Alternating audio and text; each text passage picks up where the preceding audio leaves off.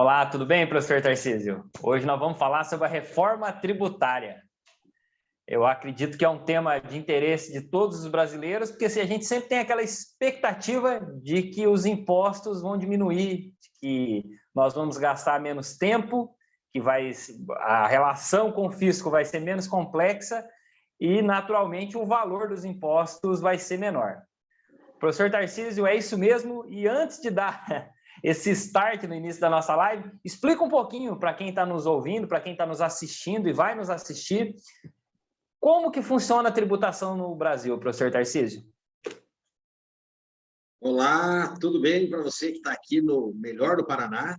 E, mais uma vez, a gente está com um tema aqui enriquecedor para a sua vida e um tema bastante polêmico, né? Porque afeta o bolso de todo mundo, mas de todo mundo mesmo. As pessoas têm até a impressão de que, mas eu não tenho pagar a minha contribuição com a Receita Federal, né? Eu não tenho que pagar o meu imposto. Paga sim, porque nós temos impostos sobre produtos.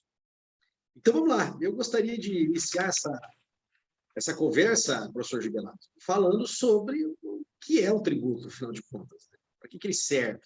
Então, a gente tem que voltar um pouquinho na história e lembrar do tempo das monarquias absolutistas, aonde o monarca, em especial esse fenômeno ali na Europa, né, e também na Inglaterra, eles tinham todos os poderes centralizados nele. Então, a gente fala muito do poder legislativo, que eles poderiam criar as leis, controlar o uso dessas leis, aplicar as leis no caso de decisões judiciais. Mas uma coisa muito importante, quando se fala assim, eles tinham poder executivo, o que significa isso? Na verdade, que eles podiam controlar os rendimentos, o dinheiro, os bens que tivessem naquele reinado.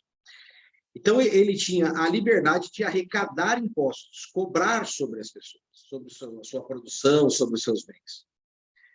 Quando nós temos as revoluções, e aí nós vamos partir para repúblicas, né, criar a democracia moderna e evoluir para a democracia contemporânea, esse sistema vai continuar. Então, agora nós vamos ter o sistema legislativo, nós vamos ter o judiciário, e esse executivo é o que vai gerir isso, é o que vai fazer a coisa funcionar. E, para isso, continuamos a contribuir. Isso são os tributos. O detalhe é que isso é compulsório. A partir do momento que você está dentro de um Estado, seja você nato ou estrangeiro, você está automaticamente sujeito a essas leis, essas normas, essas regras que te obrigam, de uma forma ou outra, depende do que você é uma pessoa física com mais dinheiro, menos dinheiro, maior salário, menor salário, ou você é um empresário pequeno, médio, grande ou gigante, mas você está sujeito a essas regras. Onde o Estado, então, compulsoriamente, até mesmo por força, arrecada esse dinheiro e, em teoria, deveria utilizar para o bem da sociedade. Professor, e como é que é feita essa tributação hoje? Me fala. Explica para a gente. Bom, então vamos pegar uma questão assim bem genérica, né? 2 aspectos para tentar simplificar isso. Por quê? Porque se você entrar em detalhes, né, das questões técnicas de tributação, você vai encontrar... vamos imaginar aqui, como sabe aqueles circos que você tem aquela casa de espelhos e que aquilo ainda tem os espelhos que distorcem, não mostra exatamente o que você é, e é um labirinto? É mais ou menos a tributação brasileira. Se você entrar ali, você corre o risco de nunca mais sair. Alguém encontrar seu esqueletinho lá dentro. Porque é bem complexo. Então, vamos tentar trabalhar aqui com 2 aspectos que é fácil para todo mundo. Primeiro, o que são tributações, ou especificamente os impostos, diretos e indiretos? Direto é quando ele vai sobre a sua renda. Também pode ser sobre os seus bens. Mas vamos imaginar sobre a sua renda. Então, imposto de renda. Você declara aí, né? Todo mundo que tem um determinado rendimento vai declarar esse imposto e vai ter que contribuir. No caso, quem é servidor como nós, isso já vem descontado na folha. É automático essa contribuição, né? Você contribui mês a mês com a receita. Então, se você ganha mais, você vai pagar mais, porque é uma alíquota. que é a alíquota? É um percentual sobre seus rendimentos. E quem ganha menos vai pagar menos. E é possível, inclusive, criar faixas. Então, de um certo rendimento a X, você vai pagar 5, 10, 15% em cima do seu rendimento. E conforme essas faixas vão aumentando, essas alíquotas vão aumentando também, que é o que acontece. E podemos, inclusive, criar um limite de pessoas que têm uma determinada renda, que aí eles não precisam contribuir com imposto direto. O que é imposto indireto? Imposto indireto é tipicamente sobre a produção, sobre os bens que são produzidos e vão ser consumidos.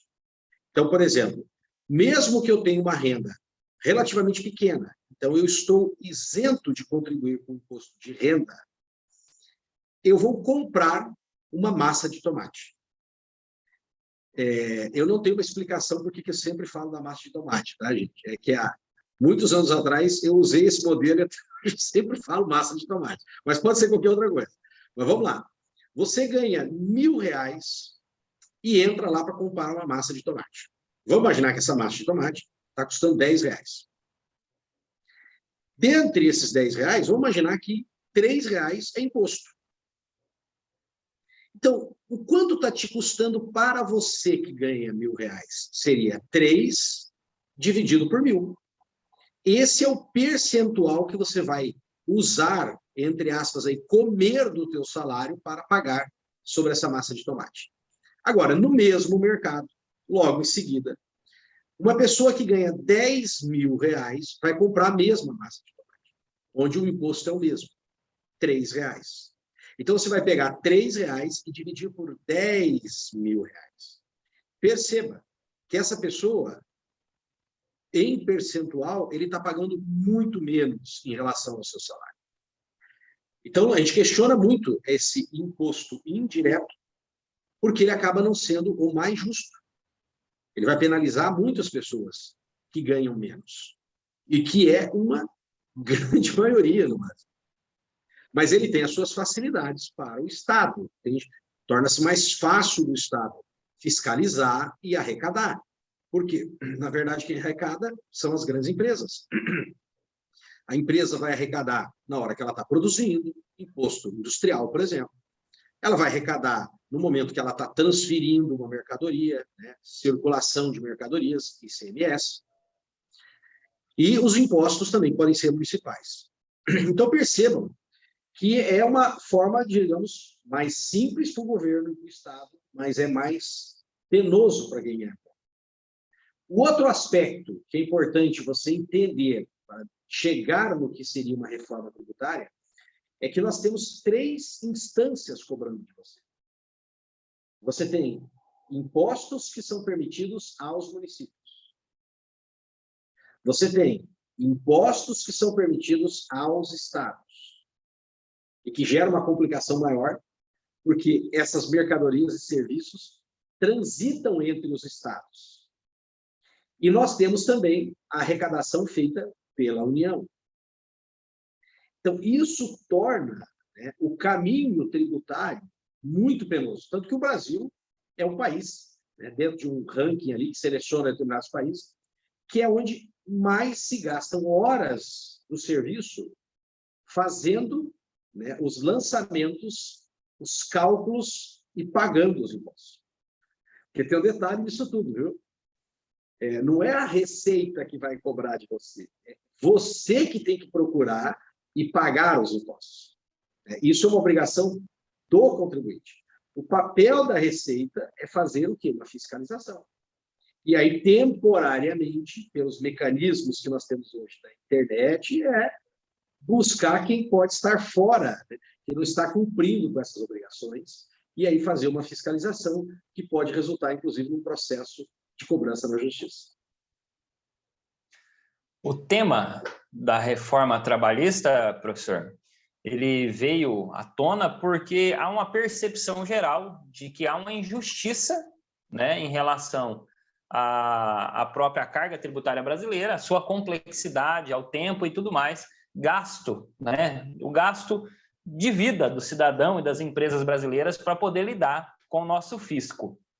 De maneira geral, quando a gente olha os tributos cobrados, né, para a sociedade brasileira, nós temos uma média feita por economistas e que vem sendo muito discutida. E nessa média ela coloca que 50% do consumo é tributado, apenas 5% do patrimônio, 20% na renda e 25% na folha de pagamento. Então, percebam, 50% no consumo, excessivo, 5% no patrimônio, muito distante da realidade de qualquer país desenvolvido, né? A gente tem uma média de 20% em países desenvolvidos, e a gente pode pegar como exemplo aquilo que o brasileiro gosta muito de comparar, que é os Estados Unidos. Lá a média, né? Lá a média é em torno de 20%, e aqui no Brasil, 5% no patrimônio só. A renda aqui no Brasil também, ela tem toda uma distorção, né, de apenas 20%, e o exagero de 25% na folha de pagamento. Isso faz com que a percepção geral das empresas e do cidadão comum seja de que há uma injustiça. Por conta disso, a gente tem essa discussão sendo feita hoje através de duas propostas de emenda à Constituição, que é a proposta, a PEC 45, que está tramitando hoje na Câmara, e a PEC 110, que está tramitando hoje no Senado. Existe uma discussão para que sejam, né, para que haja uma união dessas propostas, para que a gente tenha uma discussão mais assertiva nas nossas casas legislativas. Há pouco tempo, professor Tarcísio, o governo federal fez um envio para a Câmara dos Deputados em duas fases, né? Uma, ele fazia a proposta da criação do IVA, né, do Imposto de Valor Agregado, que num primeiro momento ela era feita de forma geral para toda a cadeia de imposto na área do consumo, que ia desde o PIS/COFINS, PIS/PASEP, né, COFINS, ISS, ICMS, né, até a própria CID, mas acabou tendo uma alteração nesses últimos meses e o governo federal acabou admitindo apenas a simplificação do PIS/PASEP e da COFINS, criando, né, o Imposto sobre Bens e Serviços, e excluindo da discussão, por conta da própria complexidade que você citou, né, professor, os impostos municipais. Qual que é a percepção que você tem dessa discussão, professor Tarcísio? Eu acho que é muito importante para que as pessoas percebam que assim, esse sentimento de injustiça ele é geral.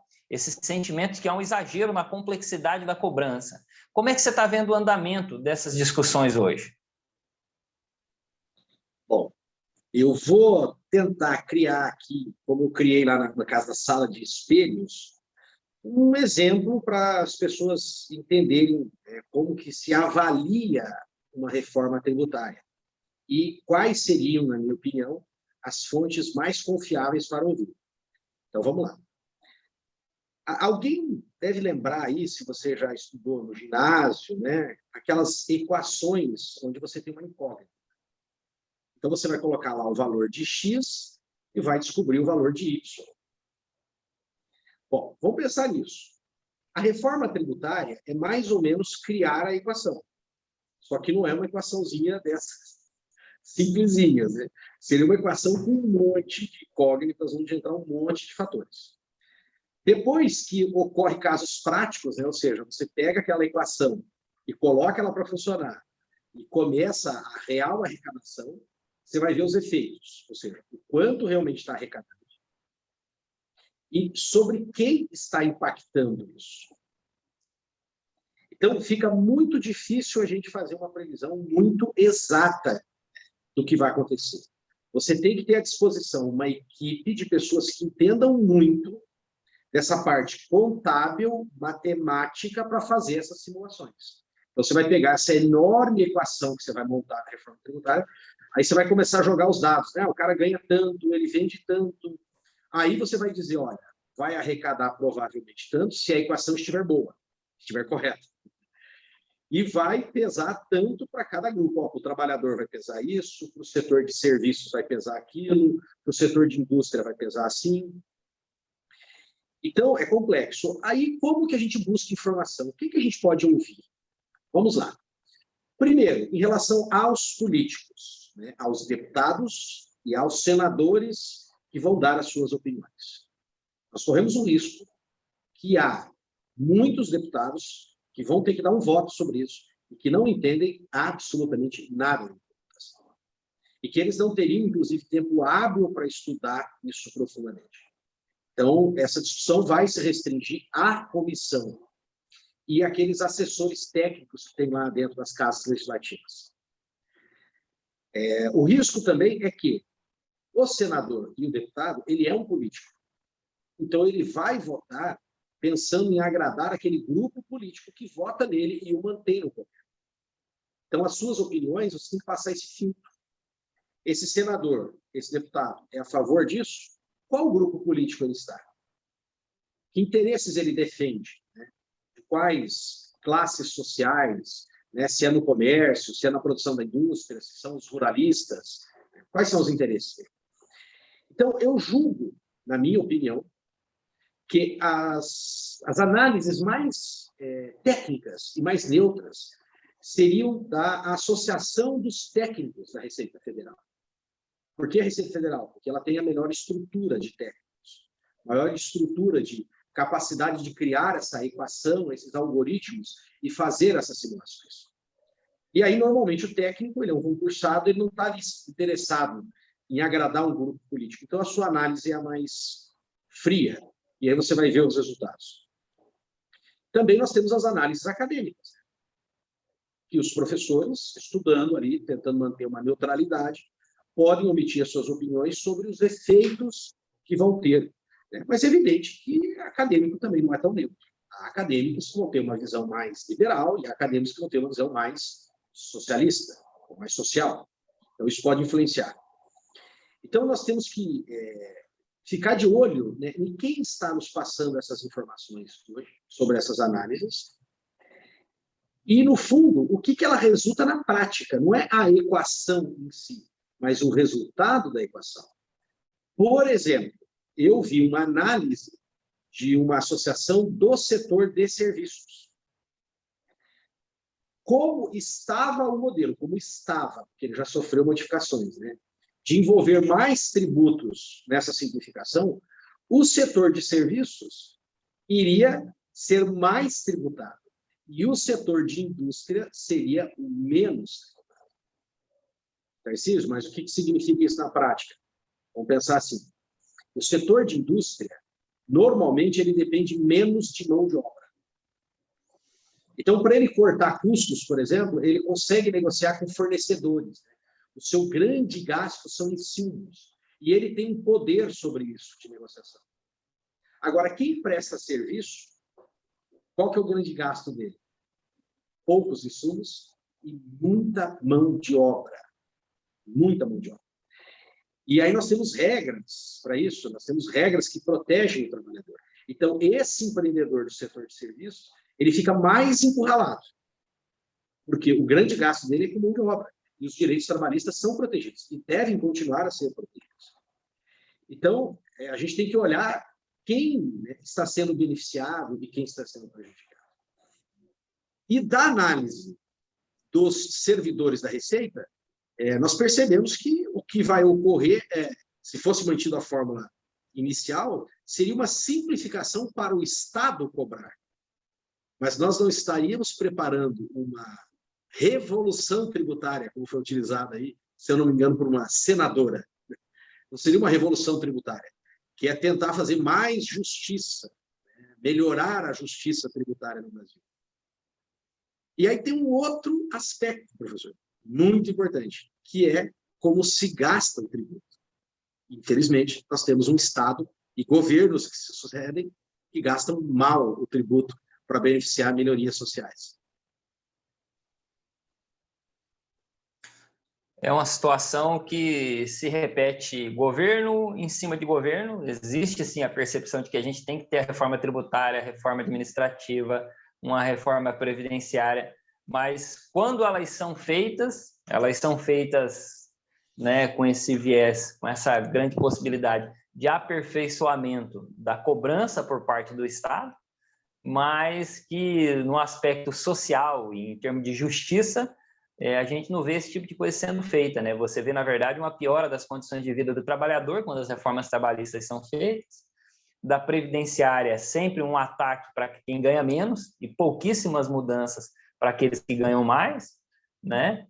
E você vê, por exemplo, as reformas administrativas pouco avançam quando elas têm a possibilidade de alcançar o topo da cadeia, né, do serviço público nacional, estadual e consequentemente, as municipais, né? Eu acho que é interessante a gente trazer a discussão para um ponto, professor, para a gente poder já caminhar aí meio que para o final. Em termos de justiça, que eu acho que é uma situação muito importante para que a gente leve em conta nessa discussão da reforma tributária, a gente não vê, por exemplo, a discussão sobre a cobrança de lucros e dividendos sendo discutida de forma séria. A gente viu que existe a possibilidade da cobrança de lucros e dividendos até em 20%, mas a gente sabe que dificilmente ela vai caminhar até o final, vai fazer parte desse pacote de mudanças propostas pela reforma tributária, tanto a proposta feita pela 45 quanto pela 110, que estão tramitando uma nas duas casas legislativas brasileiras, né? Mas você percebe também que pouco tem se falado sobre a cobrança de bens de consumo de luxo, jatinho, foie gras, né? E outros itens, como no caso, por exemplo, dos iates, né? Jet ski. Você não tem ali uma proposta de cobrança, por exemplo, de PVA, né?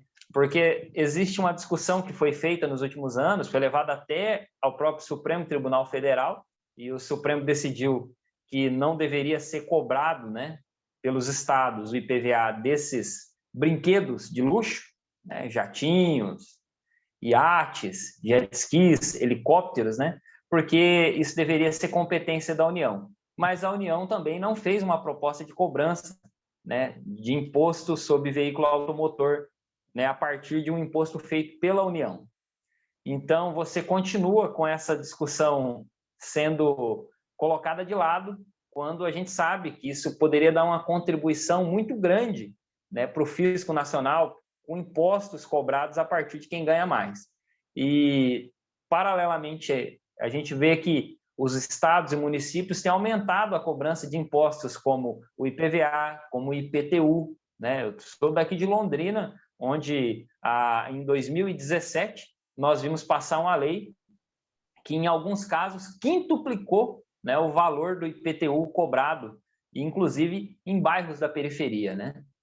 Só para que você que está nos assistindo tenha ideia, nós saltamos, em 2016, da casa de 150 milhões de arrecadação do IPTU para, no ano de 2020, tá? Vejam só, nós saltamos para 393 milhões de reais cobrados, arrecadados pelo município de Londrina em IPTU. Imaginem só, você administrar uma empresa, você que está nos assistindo, administrar uma empresa que tem um salto de arrecadação com esse tamanho, o número de empregados pouco mudou. Eram 9 mil, mais ou menos, 9.500, mais ou menos ali no ano de 2016 para 2017, foi para algo em torno de 10.500 no ano de 2020, mas a arrecadação num único tributo, que é o IPTU, saltou na casa de 150 milhões de reais no ano de 2016 para 393 milhões de reais no ano de 2020. Então, nós sabemos que tem ocorrido um aperfeiçoamento da cobrança, né, uma melhora, inclusive, dos canais, dos meios de cobrança, a forma de se fazer a fiscalização. Nós temos visto, por exemplo, nos municípios, os setores de fiscalização e cobrança que fazem o levantamento de dados para poder fazer a média da cobrança das residências usando até drone. Isso acontece em Umuarama, professor Tarcísio, por exemplo? Olha, em Umuarama eu não tenho conhecimento se estão utilizando o drone, mas uma das notícias que eu tive aqui foi a atualização dos valores das terras agrícolas.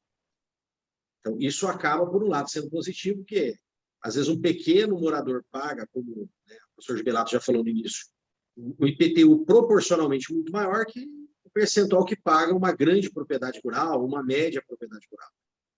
Então, essas elevações, né, de alíquotas aí para possível cobrança pelo ITR, apesar de ser um imposto federal, mas lembrando que através de convênios, os municípios podem fazer, né, e ficar com essa arrecadação.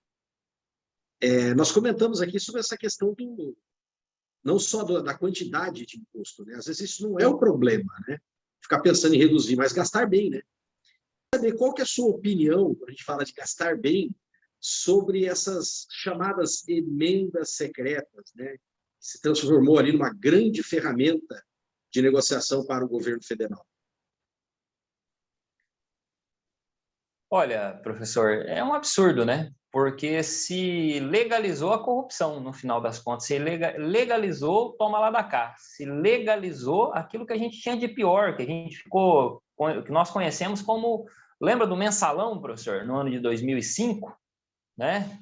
Fato notório e público, que fez com que o país inteiro parasse para fazer uma discussão. O orçamento secreto, ele legaliza uma prática que, pelo que pelo demonstrado no relacionamento executivo com a Câmara, já vinha sendo feito há um certo tempo. A questão dele, o grande problema dele é o fato de ser secreto.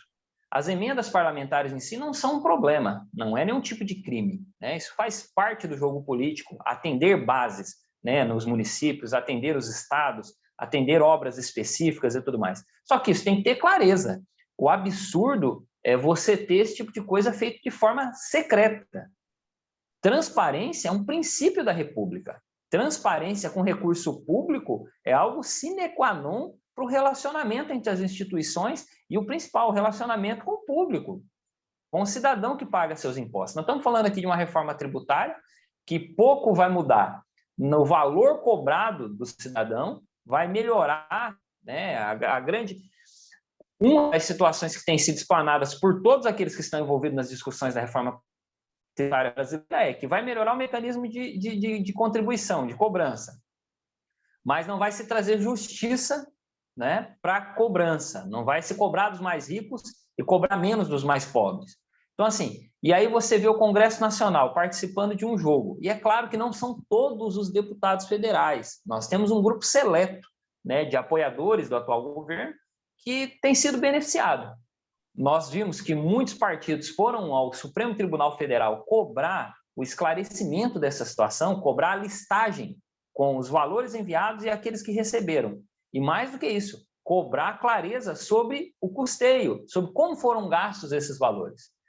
Transparência é um princípio da República. E eu acredito que nessas discussões sobre tributos, essa relação muito direta com a população que é impactada pela falta dos investimentos na área de educação, saúde, que deveriam ser prioridade, eu acredito que nós vamos conseguir avançar, né, professor Tarcísio, com a população nessa discussão. O problema é que isso traz um certo descrédito para uma classe política que já vem sendo muito desgastada. Mas, de forma muito sucinta, posso te dizer, o orçamento secreto é um crime, viu? Obrigado, professor. Eu agradeço mais uma vez a gente poder produzir esse conteúdo de muita relevância e fica aquele pedido. Pessoal, se você gostou, compartilha, faça comentários. Estamos abertos aqui para lutarmos, né, por uma consciência na sociedade, e parte disso é conversar com você. Então, converse com a gente através dos comentários. Deixa o like, compartilhe.